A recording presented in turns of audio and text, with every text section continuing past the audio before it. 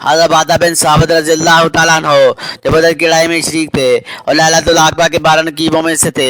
आप रज़ियल्लाहु ताला अन्हो फरमाते हैं कि रसूलुल्लाह सल्लल्लाहु अलैहि वसल्लम ने इस वक्त जब आप सल्लल्लाहु अलैहि वसल्लम के गिर्द सहाबा की एक जमात बैठी हुई थी, फरमाया कि मुझसे बैत करो इस बात पर कि अल्लाह के साथ किसी को शरीक ना करोगे, चोरी ना करोगे, ज़िना ना करोगे, अपनी रात को कत्ल ना करोगे और ना किसी पर कोई नाहक बहतान बांधोगे और किसी भी अच्छी बात में अल्लाह ताला की नाफरमानी ना करोगे।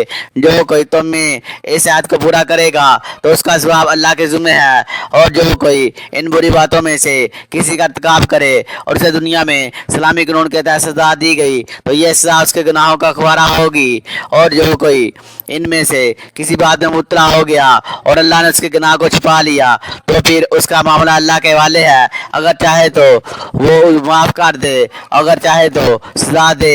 हज़रत बादा रज़ियल्लाहु ताला अन्हो कहते हैं कि फिर हम सब ने इन बातों पर आप सल्लल्लाहु अलैहि वसल्लम से बैत कर ली।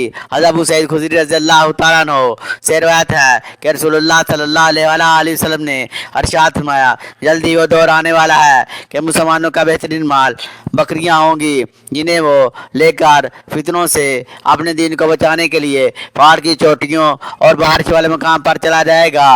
मुझे अच्छी वीडियो के लिए चैनल सब्सक्राइब करें, वीडियो को लाइक और शेयर करें, अपनी राय का कमेंट में इज़हार करें। शुक्रिया।